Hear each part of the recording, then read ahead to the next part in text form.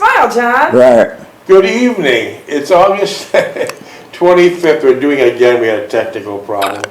It's He say, don't say that like that. Say this like this. Let's let it go. This time, let it go. Okay.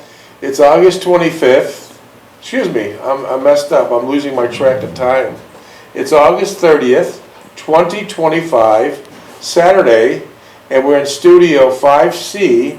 And it's my pleasure, and it's my distinct honor to be speaking with the humble hero. Humble hero. Yes, sir. You are very humble.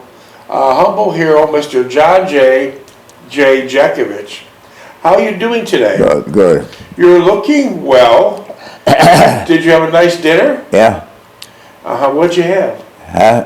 What'd you have? We had ravioli. Oh, yeah? Yeah. So it's pretty good then. How are you feeling right now? Good. Mr. Jeckovich was no rear echelon during World War II. He was frontline combat, right? All right. Mr. Jeckovich is a very humble man, like most of the frontline soldiers were during World War II. Mr. Jeckovich during World War II was beat up, stabbed, shot in the shoulder by a sniper, Lost a hip.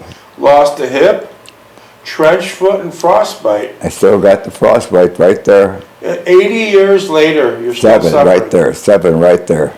Number 7's the pain level? Yeah. What's the highest pain level? 8.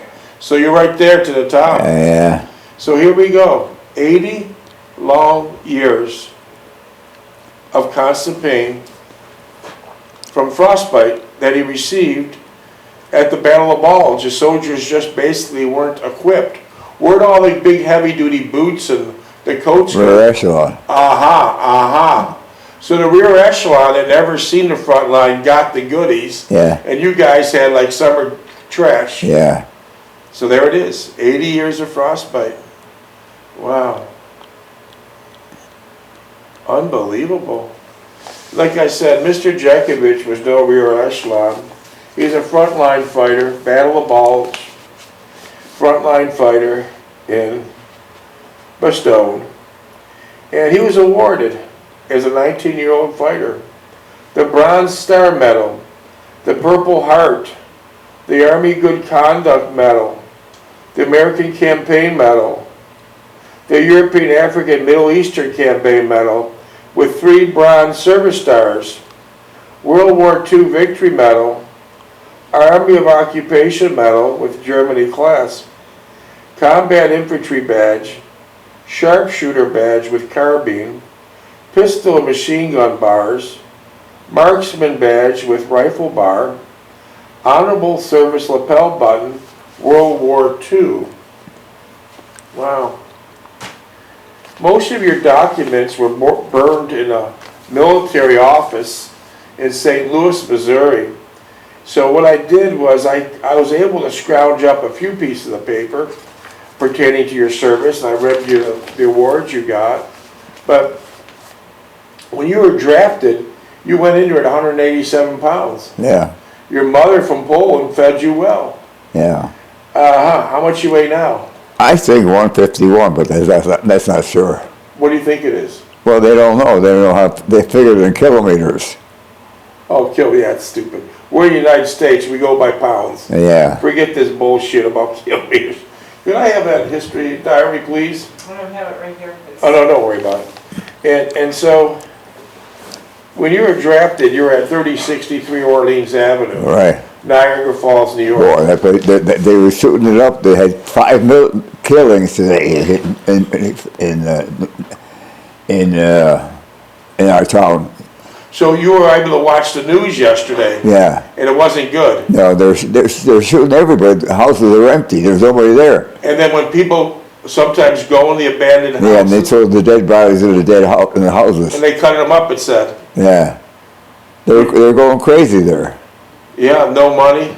It's nothing. It's so depressed.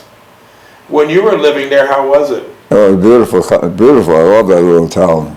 Yeah, it had a population of 50,000 plus when Mr. Jeckovich was a boy. It was noted as a city. Yeah, that was a nice little town. Not anymore. And now the population, everyone's left. many abandoned houses, and now the population is like under 15, maybe 16,000 of what I could tell, and now it's considered a village. yeah. But Mr. Jeckovich was watching the news there, and just refresh us what you seen on all the news you seen last night. Refresh us, what was this all about, the news in Niagara Falls? They were shooting everybody in the city. Couldn't the cops stop it? The cops, they had to get National Guard in there, they couldn't stop them. So it's a And they were very, looting the houses and everything. so it's a very unsafe place. Yeah. But when you lived there, it was wonderful. Oh, well, that was a different country. And you did a lot of fun things, like you're always outside. And if you wanted to make an ice skating ring, how would you do it? Over the fire hydrant. And then the next morning, you got an ice skating ring. Yeah. I don't think kids are doing that there anymore. Didn't it look like even the young kids were shooting up people too? Oh, yeah. What do you think happened to make someone that angry, that mean? Well, they got the mafia in there. Okay. It's drugs in there and everything now. And you worked at Kimberly-Clark for 35 years. Yeah. You never took a car there. You walked home at midnight. Yeah. Would you feel safe walking home now at midnight? No, I wouldn't feel safe. No, you know what these crazy folks are going to do. So they just pull up and start shooting. Yeah. Do you think it ever could be fixed? I don't think it's going to take a long time to get that. I think that city's abandoned. It's no more a city. And you had a beautiful business there. Yeah. I imagine the business that you had, they tried to put in the Civic Center and that failed. Yeah. But I wonder what's in that spot today. Maybe a ghetto. Maybe a vacant lot with bums are living on it. Yeah, there's nothing there. Would you ever consider, well, first tell us how nice your laundromat was. What kind of people did you have? Well, we had more people, but they were sincere, kind, and loving. They were great people. Yeah. Poor but nice, right? Yeah. They respected your stuff. Yeah. Let's just think of all the news you watched last night on Niagara Falls. You watched a lot of news. Would you ever think of putting a laundromat there? You couldn't do it. You couldn't do it. They rip it apart. First day? The first day, yeah. So you were a lucky man that you lived at the right At the time. right time, yeah, You at yeah. the right time. Yeah, All good people. yeah, You and your father worked on mansions on Buffalo Avenue, yeah. I worked with my uncle all over, all over. That was Uncle Johnny, right? Uncle Andy. Uncle Andy. Did Johnny know how to do that type of work? Uncle Johnny was, he worked at Kimberly-Clark. He was kind of a silent guy. He didn't talk too much. You didn't talk too much. So your Uncle Johnny and your Uncle Andy was your mother's two brothers. Yeah. Did your mother have any other brothers? No, that was the two of them. Did your mother have any sisters? Yeah, she did. What were their names? Aunt Bernice and Aunt Sophie. Those were her two sisters. Yeah. Did your mother's parents ever come over to the USA? No, no. They stayed in Poland, Yeah, right? they said, stay there, it's bad here. What? They said, stay where you are, it's bad here. Wow. So let me ask you something. When your mother came with her two sisters and her two brothers, did they ever have communications with their mother and father in Poland again? Oh, yeah. Did they ever have any communications with your mother's parents? By phone? Anyway, did your mother ever talk to You her? mean when they were back in Russia? No, when your mother came from Poland, I thought. Yeah. But when your two sisters, her two brothers, and herself came to Niagara Falls, they left the mother and father back in Poland, right? Yeah. Did your mother ever have any type of communications with them once they left? No, no. Zero. I don't know. I don't know. Probably not. You never met them. I didn't ask my mother if she called home. I didn't ask her But that. you never met them, right? No, never met her. Did you ever meet your father's parents? My grandfather? Yeah. No. So they stayed in Russia? I don't know. Oh, okay. Wow. But luckily, you lived in Niagara Falls when it was really a gem. And that was known as the honeymoon capital of the world. Yeah, beautiful. People would town. come all over the place Yeah. to visit it. What do you think, tell me, what do you think would people that would come from another country or come from another state would think of Niagara Falls now? It's not a tourist center anymore. It used to be the #1 tourist center in the country. You think You can't go in there. It's not safe. you get shot? You get shot, yeah, or get robbed.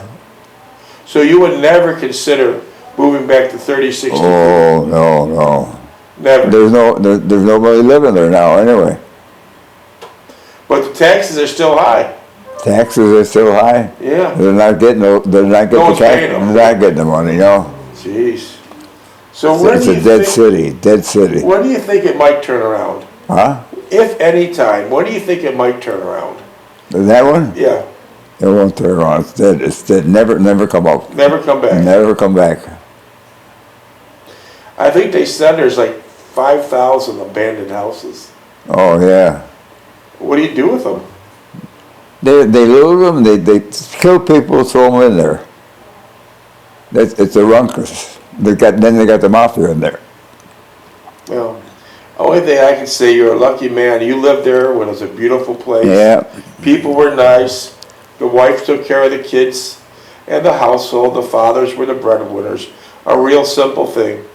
A real simple thing. And it worked out nice. They had a lot of factory jobs there. Yeah. You wouldn't even go back for a visit, right? No. Would I? Yeah, In Niagara Falls? a visit. It'd be crazy. You'd be crazy to go back to Niagara Falls. They'd probably shoot you the next second day you were there. It's that bad, huh? Yeah. Wow. That's a Well, shame. Trump put the National Guard in there. Maybe that'll straighten it out. Well, no, they'll kill the National Guard. No kidding. Wow. That's something. Yeah.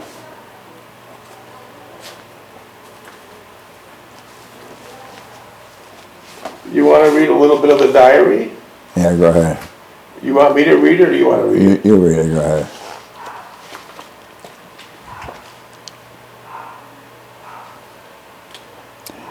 Jen, I hope you find all that stuff. Oh, She's it's got all- it. it's She's all- got it.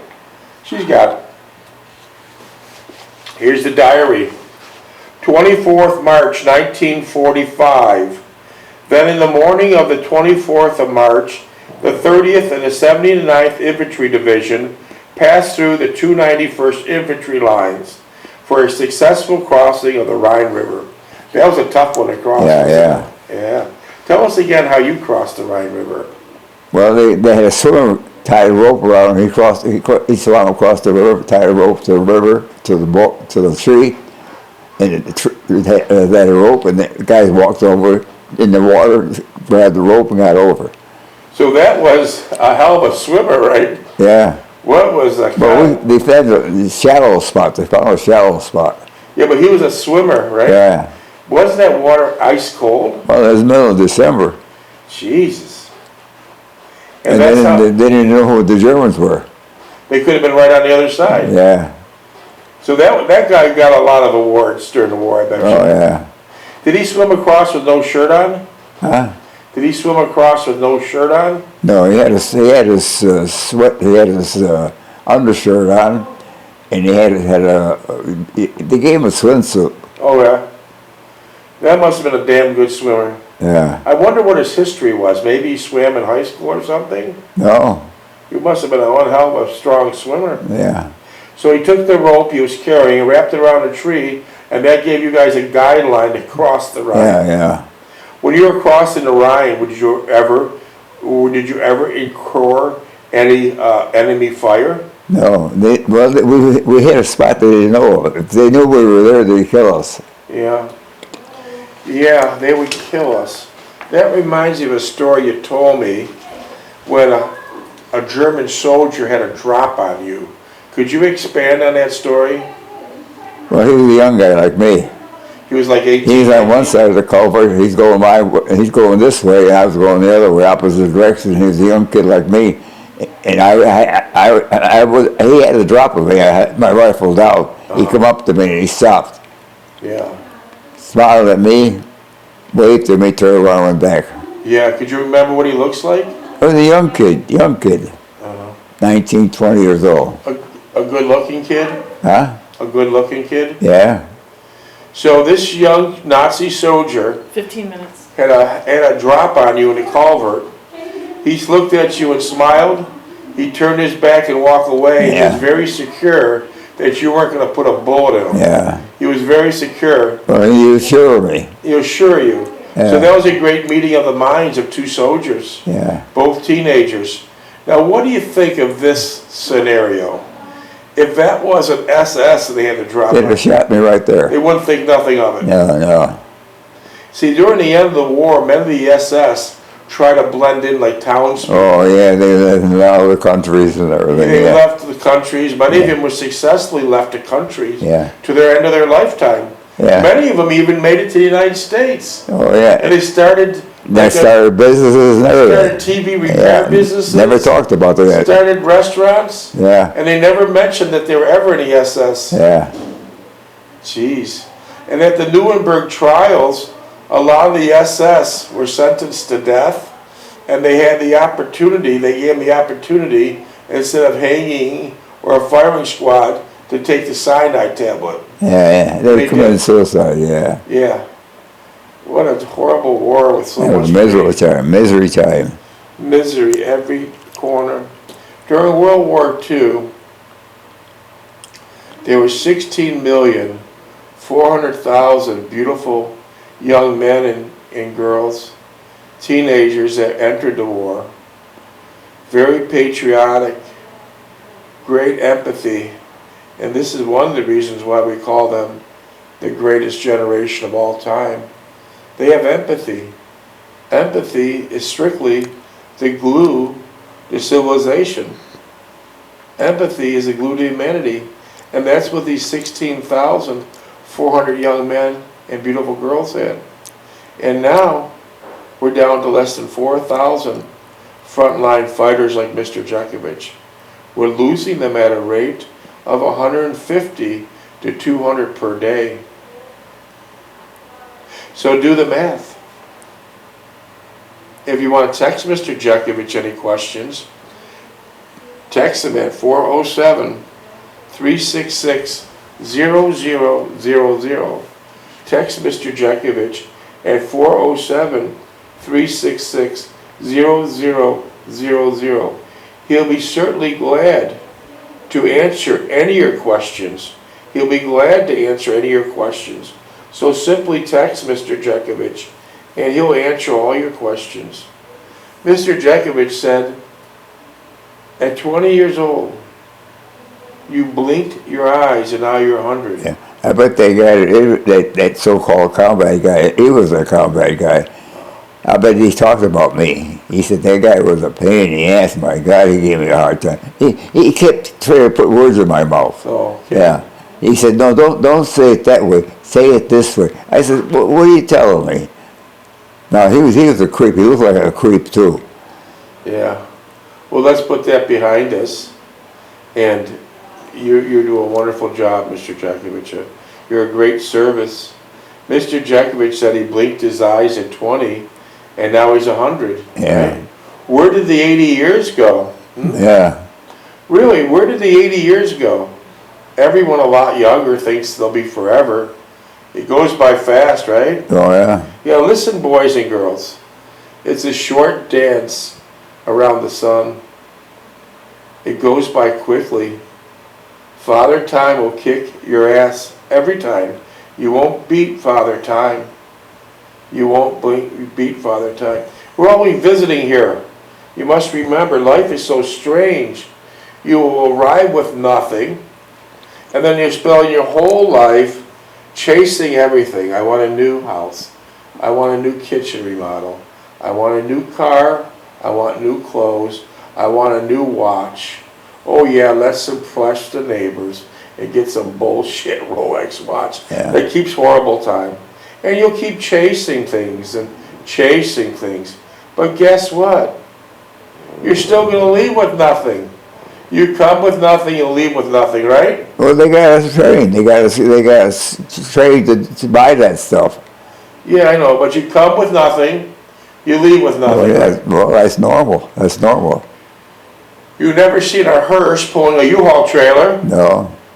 So, boys and girls, make sure your soul gains more than your hands. Yeah. Make sure your soul gains more than your hands. Because all those things you're chasing right now, They're not right. worth it. They're not worth it. Guess what? I could drive to the store in a $1,000 car the same way I could drive to the store in a Rolls Royce. So what difference does it all make? I could look at my cheap ass phone and tell you it's 7 o'clock, or look at a Rolex watch that's several tens of thousands of dollars to tell you the same time. Simplify. You must truly simplify, because chasing around all this stuff at the end result is not worth it. It's simply not worth it. It's not worth it.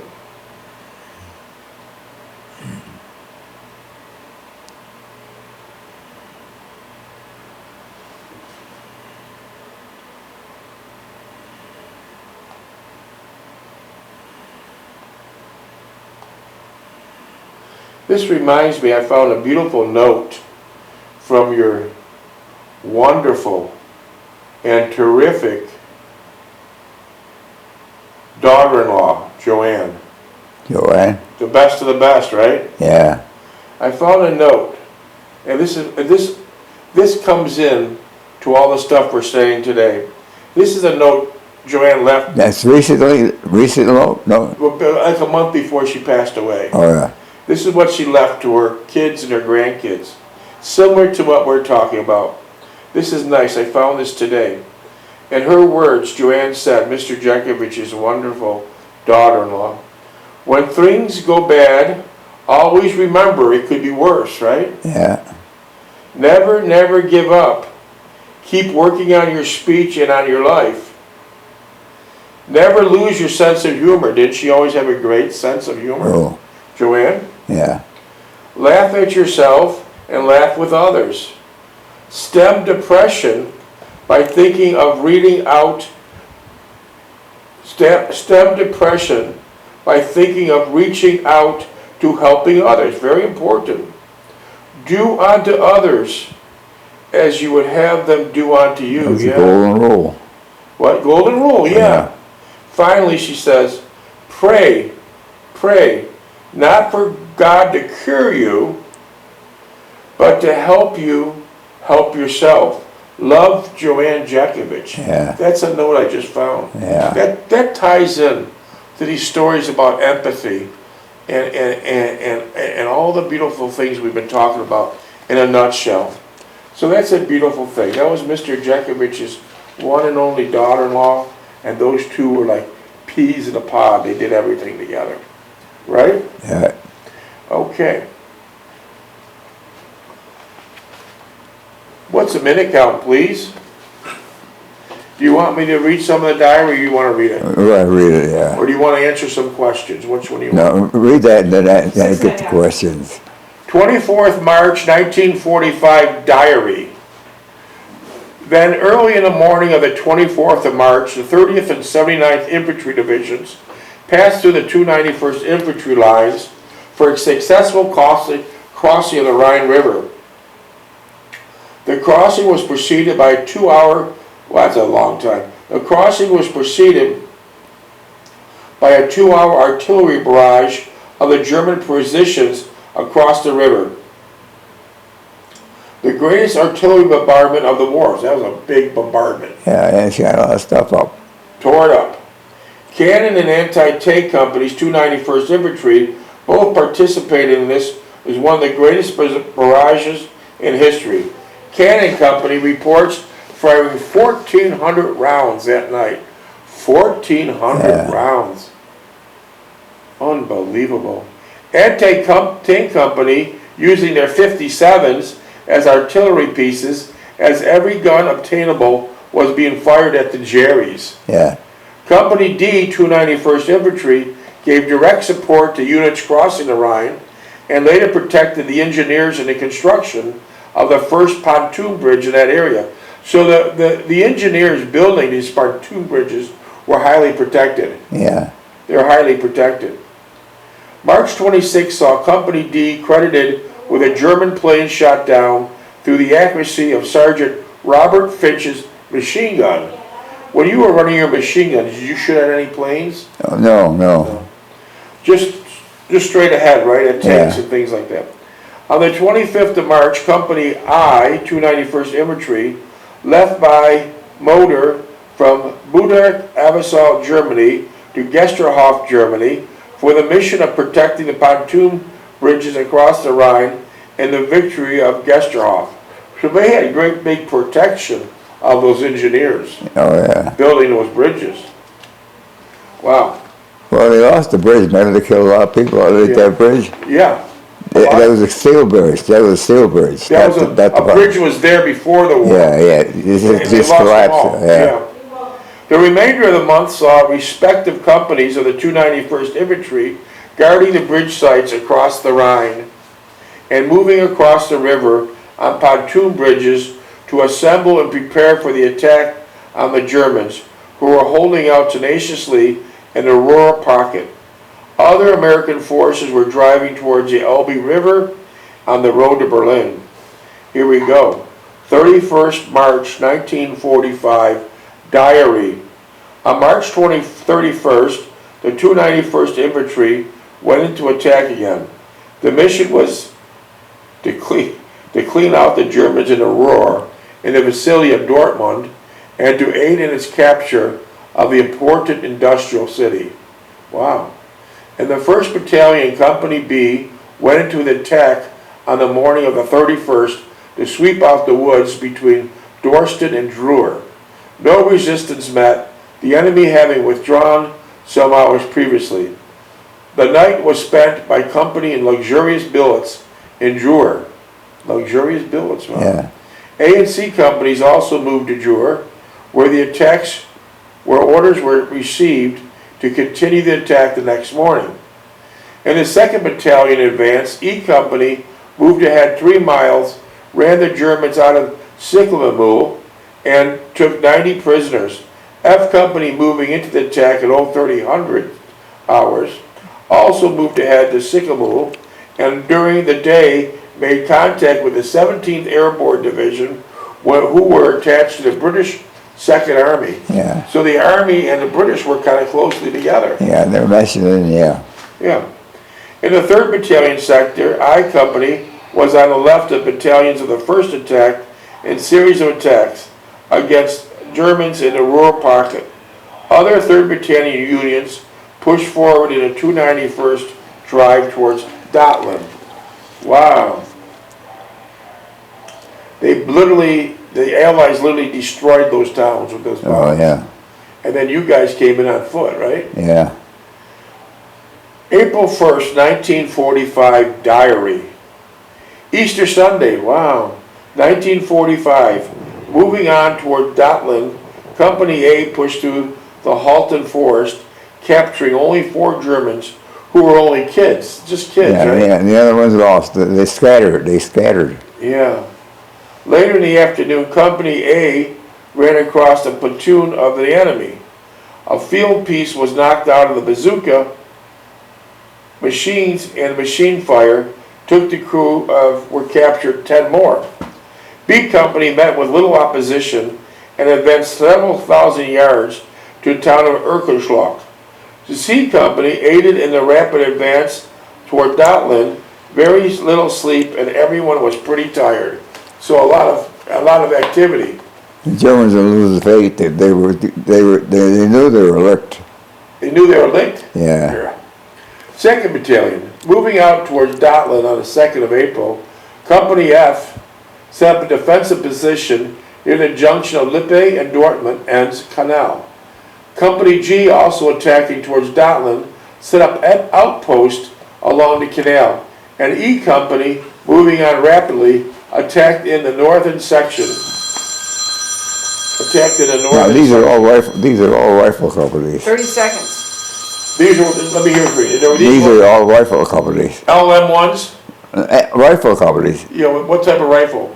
That's a rifle. They're not mechanized. They're all rifle. They're on the ground. They're walking on the ground. Yeah. So that's a. They're the ones that move up first. And that's where you were. No, I was an ace company. I was behind it. I was supporting them. Oh, you were supporting them behind you. Yeah. Wow, that's interesting. That's interesting. 5 seconds. And it was ice cold, right? Yeah. Yeah.